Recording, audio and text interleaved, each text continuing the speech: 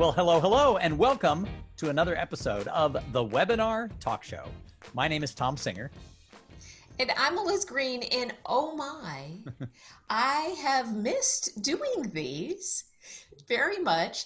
And I'm so excited to be back demonstrating how a webinar doesn't have to be a talking head over PowerPoint, that you can have great content delivered in an entertaining way that really can be very engaging with an excellent interview, especially when you have great guests. Yes, absolutely. And we have a great guest today, don't we?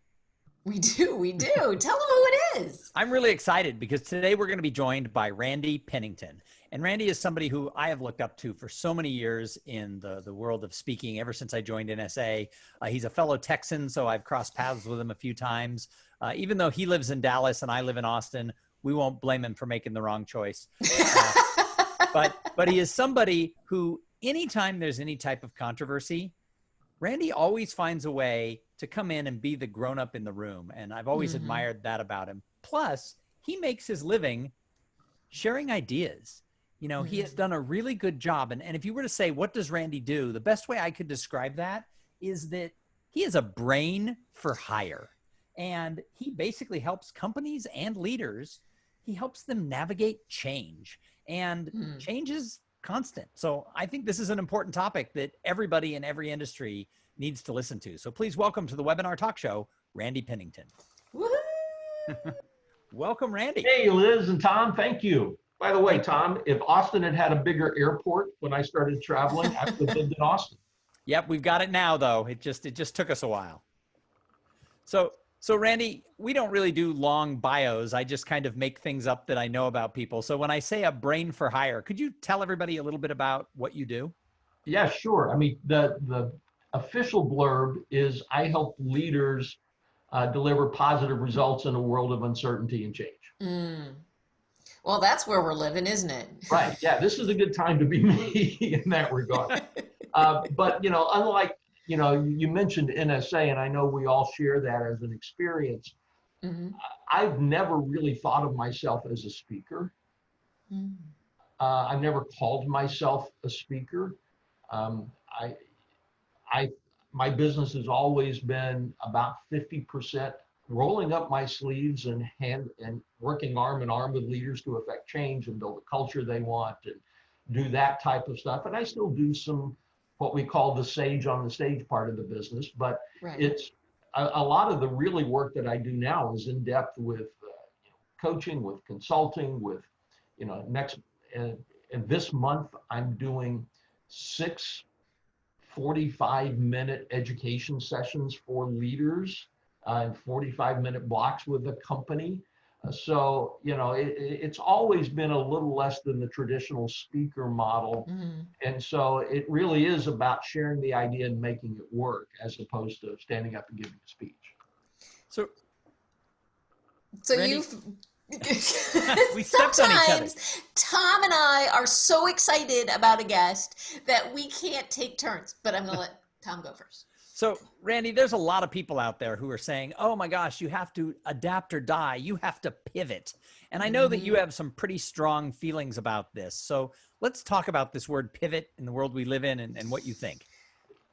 Well, you know, I hesitate to bring that up because I feel like I'm going to step on some colleagues in this thing. But first off, if you weren't a change speaker before now, you shouldn't pivot now. You know, just because you're changing doesn't mean you know anything about change, and about how to help organizations affect and implement and anchor change. But the whole notion of pivot is where you're going is wrong. Now, I see a lot of people, but as you know, we've talked before, I have a couple of my clients that are having great years doing exactly what they've done, and they don't need to pivot. They need to keep going straight. So pivot or adapt or die, that's one option. By the way, that's basically, isn't that what the whole who moved my cheese thing was about? Right. Pivot or die, adapt or die. But you can also anticipate change that never happens. That's another option. You can also pursue change. That's a third option. And the fourth option, and this one, it really kind of goes but I think people ought to ignore some changes. There, Steve Jobs talked about it in his biography. He said, of all the things that we did at Apple, the things that we chose not to do were some of the things of which I was most proud. So in other words, he could have changed, and they didn't, because it didn't advance their vision, help them live their values, be better for their customer. So I think there's a lot of people making change now that they probably should have ignored those. Well, so I come from the change, or to the change topic, from a different angle. I talk about stress, and particularly the stress caused by uncertainty. I have seen with some of the organizations I've worked with that people tend to make a decision to change for change's sake. We're going to shake things up.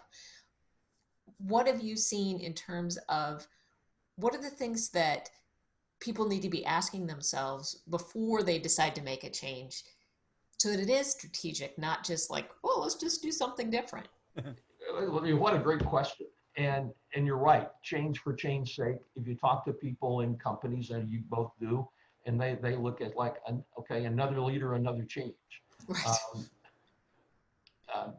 I had one of my clients had a great term for it. He said we do something they called MBBS. And he said, let me go back and give you the history. For years, people did MBWA, management by walking around. Yeah. Right. And then we tried MBO, management by objectives. Because now we just do MBBS, management by bestseller. And whatever the best-selling business book is, that's what we do. And so for a lot of people, literally the scariest part of their year is when their boss is away at a conference. In fact, I have had people tell me that, oh my God, my boss is going to come back with whoever he hears this year at the annual convention, and that's going to be what we do this time. So I hope they picked their speaker well, because that's our philosophy. A new book. So, I mean, I think that you ought to change for basically one of three reasons. One reason is because there are circumstances that have required you, there's a disruption, and we talk about business disruption, but I mean, there can be health disruptions, there can be natural disaster disruptions. I mean, that requires you to change. So that's one reason. The second is you change when you've been complacent and you're no longer relevant. Oh, yes. Or you're on the verge of becoming irrelevant. So, that's sort of the adapt. And by the way, the only reason you really have to adapt is because there's been a disruption you didn't anticipate, or you became lazy, one of the two. Yes. The third reason to change, and I'll go back to it, it helps you advance your vision. It helps you live your values more effectively. And it helps you serve your customers. So when I'm talking to my clients about pursuing change, it's about, will this help us get to our vision? Will it help us live our values? That's becoming even more important right now.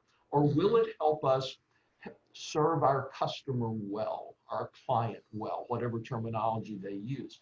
And, especially when new leaders are brought in, it's sort of like when a new coach is brought in for an athletic team, they assume there's going to be change, because otherwise we wouldn't have gotten rid of the old coach if what we were doing was working. I think a lot of leaders walk into businesses and organizations and even teams and think, well, I'm here, I have to change something. No, you're here, you have to help the business and the team be better. So Randy, I see a lot of people in a lot of businesses who sort of just follow the herd. They make their change because other people are making that change, or they add a badge or a proclamation to who they are because that's what all their competitors are saying they are. I had a meeting planner tell me the other day, my God, every one of your peers is now a virtual expert. And she said, it's, there's not a speaker out there who doesn't call themselves a virtual expert. So do we run into problems when you're just changing with the pack and throwing a name on what you do? I believe you do. I believe we all We all do. I mean, the corporate version of that is within any time a new leader comes in, they will declare within the first year that they are now a high performing team. It's always that way. Speakers, I'm now a virtual speaker. Mm-hmm. You know, the badge, so here's the danger, I think. One is you're not separating yourself. You're saying me too. Right. So from a strategy standpoint, do you really want to say me too? I'm just another me too speaker. Then the other thing that I think you do is if you don't do it well, you just mess it up for everybody else. Yes. Amen. That's a certified virtual speaker. Oh, I don't want one of those anymore. So, right. So I think, from a colleague standpoint, if you're just throwing your stuff out there, throwing your badge out there, you make the mistake of hurting everybody else if you're not good at it. I mean, in the speaking world, we have our badges, our little letters behind our name and what have you. And that always bothers me to go with that, because people don't hire you because you're a certified virtual speaker or a CSP or a CPAE or an ABCDEFG or whatever you're using. They hire you because you're good and you help them solve their problems. And you have a compelling message or a compelling solution that they need. And if you focus on that, then you do well. And so you're right, Tom, it's changing for the sake of change. It's always been kind of dumb for me. Well, in our industry, in the meeting industry, there is a lot of change going on. And I think one of the reasons everybody's slapping that badge up about I'm a certified virtual presenter is our meeting industry partners don't have anything to go on, right? Yeah, so all this change was forced upon them, and it's all brand new. Yeah, I mean, and so part of it, so there will be a shaking out period. I just read a quote from the CEO of Microsoft, who said companies have gone through 3 to 5 years of digital transformation in 3 to 5 months. So the meetings industry is the exact same thing. We've gone through years and years and years of transformation in months and months and months, or really months. And so it will sort of sort itself out, but see, I think looking at, if I were a meeting planner today and I were thinking, how do I help make sure that I'm getting my audience, my employees, my team, whoever, the best content they can give? It's just like anything else. You don't look for the badge, you look for the performance. Right. And have you seen them do it? Can they operate? There wasn't anybody really doing what the two of you were doing until the two of you were doing it. So we're virtual webinar experts, and you are, but not because of the badge that you have. It's because you're really good at doing it. Because we've done it a lot. And you've done it a lot. And that's what you really ought to be looking for with people. Eliz and I 6 years ago had the honor of hosting a couple of different events that we called sort of the conference talk show. And the idea was that these hybrid events, you had two audiences. You had your live event and your at-home one, and everybody was ignoring the at-home audience. So we created this program where we made it more like a talk show. We believed that interviews really mattered. And it was a little bit ahead of its time because meetings didn't value the at-home people. But all of a sudden, when this whole thing started, that's why we began the webinar talk show. And then a month after we started that, NSA asked us to host 24 breakout sessions over 3 months when they had to cancel their live event. But the idea it was sort of one of these things that we really believe that when you move to a change to a virtual environment, that, as we said at the beginning, that talking head over PowerPoint isn't the same as it is in a live room. And we really believe in this idea of interviews. But it is interesting because I've seen several people all of a sudden be, an interview expert who I kind of know in sort of my circle. And it's like, have you done any interviews? Yeah, by the way, I tend to believe that talking head over PowerPoint didn't work that well live. Why do we think it worked well on the- Well, yeah. And I use PowerPoint, but I try not to use talking head over PowerPoint. Right. So it's, yeah, I mean, I think the whole notion of the blended meeting and where things are moving, I think you, first off, the two of you are on to something. I believe that presentations will never go back to being totally just stand up and present, for especially for large conferences. They will, you know, I was talking to a buddy of mine the other day, and we anticipated, and he thought about it as it'll be like a taping of the Tonight Show with Jimmy Fallon. Right.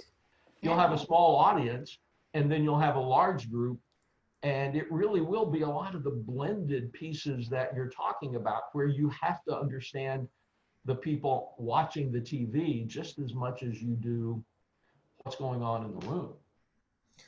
Yeah. Well, and also you have to pay attention to that other audience, which is the sponsor, because that's the thing that makes sense in the model that you're talking about. Is in that television show, there's always a sponsor that has to be served, or multiple sponsors, and honored, and it does take work to make sure that they feel like they're getting their money's worth, and you're serving those two audiences, the ones that are in the room with you and the ones that are watching from home. It's like, oh man, I look forward to the day that, you know, I can go just like show up and do something again. Yes. This So, is Randy, so much more work. what advice, Randy, do you have for your clients? I mean, across industry lines, we don't have to look at speakers or the meetings industry. Across industry lines, what advice in these weird times are you giving people when it comes to how to handle change? Two pieces that I'm really hitting right now a lot, and one of it goes back to something you said, Elise, about uncertainty. There is a dissonance that naturally occurs in our heads when we want things to be certain, but they're not, and that creates that dissonance in our head. And so we have to get really comfortable with the new stability is comfort with uncertainty. Yeah. And uncertainty, and that doesn't mean stability doesn't necessarily mean that it's stable. It just means that you are able to balance, you're able to keep your equilibrium. So you have to focus on that piece. The second thing I'm telling people, and this is where I really sort of, it's one of those things that you say, people go, wow, that was interesting. In a podcast interview much like this, back in April, very 1st of April, somebody asked me, when do we get back to the new normal? And I just instinctively said, there is no new normal. There's only a new next. And the whole idea of it, and people kind of went, well, that's interesting. So That's uncomfortable. yeah. So I did Brought what we all uncertainty do. to them. Right. I did what we all did and trademarked new next. But the notion is, if you want to succeed today, you have to, the word normal implies that you're going to reach a comfort level again. And that as a business, as an individual, as a profession, things are moving too quickly now. You always have to be in pursuit of that new next. And it's not just waiting to adapt, because if you're waiting to adapt, you're behind the curve, much like what the two of you were with this webinar, talk show format. If you had waited to adapt, it would have been, oh, they responded, and you wouldn't have been very good at it. You pursued it before it became evident, so that when the time was right, you're amazing at it. Thanks. So, thank you. Let's talk about the new next. So, what does that mean? Well, the new next is a time when things are moving very quickly. When it doesn't ever get back to a sense of normal in the psychology world, and that's where I come out of, psychology and mental health and healthcare, and in the psychology world, Kurt Lewin was the founder of sort of social psychology, and he came up with a whole notion of you unfreeze something, you change it, you refreeze it. And that's all change models are based upon that a variation of that idea. Unfreeze, change, refreeze. The new next implies that it never completely refreezes. I would imagine that's pretty uncomfortable for people who are used to the dynamic of unfreeze, change, freeze it again, because you get to freeze and like, okay, we're good for a little while. Yeah, you're not good for a little while any longer. Your customers are always asking 4 questions of us. How do we get it faster, better, cheaper, or friendlier? And so when you think of it that way, that is a moving target, because they are never evaluating against you. They're evaluating against the cool thing that they just saw somebody else do. But Randy, my clients, they want a solution and they want to freeze it. So how do those of us who work with clients, who bring ideas and advice, how do we get them to understand that it's not going to be what it was, and it's not going to necessarily be as stable as we want it to be? They want a solution for now. I mean, I think the very first thing, and it's a great question, Tom, but the very first thing that we have to do is to say, this is a solution for today. Maybe for tomorrow, if you're lucky, for a year. But, from a business standpoint, even without COVID, from a business standpoint, there's always somebody out there thinking about how do they do your business better than you. And they are not starting where you started. They're starting with what's available right now. So in third world countries right now, they aren't building telephone lines. Right. It's all mobile. It's all mobile, because why would you?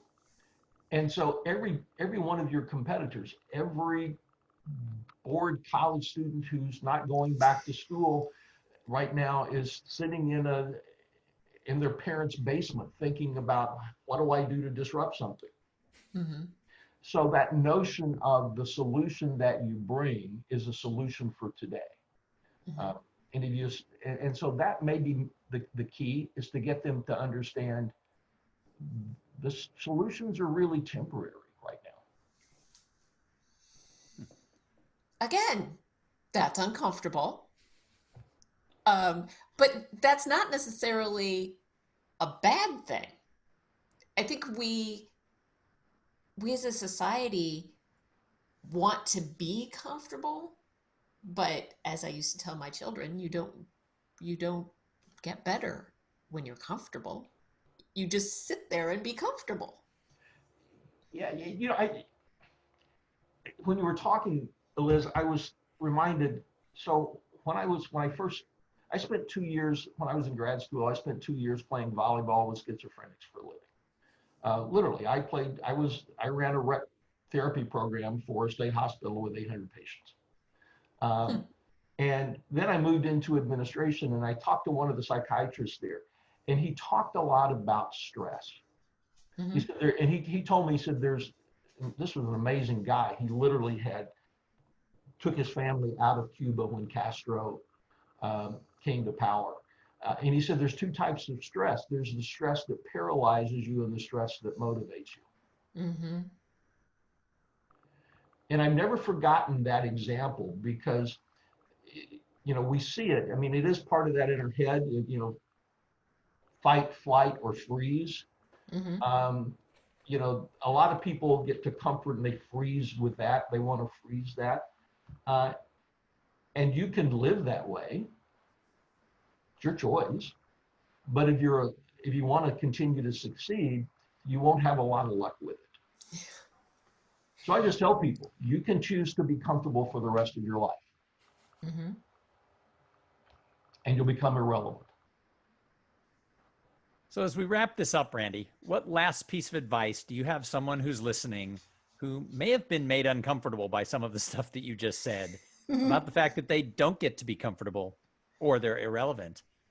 What's the last little tidbit that you'd leave with people? Comfort is highly overrated.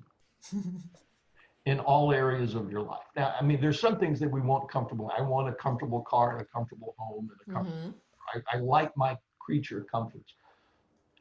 But if you choose or are choosing to comfort over progress, those two things don't work together. No one really likes to change for the sake of change. Right. So don't call it change. Just call it getting better. I like that. Don't call it change. Just call it getting better. So Randy, if that's a t-shirt right there. Print that on a t-shirt. Hey, if someone's watching this and they want to find you, how do people get in touch with Randy Pennington? It's pretty easy. If you go on the internet, I'm around. If you type in Randy Pennington, I usually come up. The website is penningtongroup.com, all one word, penningtongroup.com. I'm on Facebook, Twitter, LinkedIn.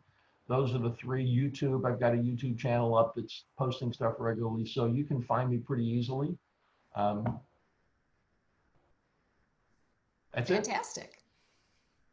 Well, our time went really fast. So thank you so much for joining us. I'm going to take that comfort is overrated idea and keep stirring on that. I like that a lot. We have more great guests coming up this week and next week. We look forward to seeing you then. Tom, where would they find us if they wanted to? They can find us at webinartalkshow.com. You can also find us. We have a Facebook page where all of these stream live every Monday and Wednesday at 11 o'clock Central. And you can go back and watch all the previous shows there. You can find many of them on either Eliz's or my YouTube channels.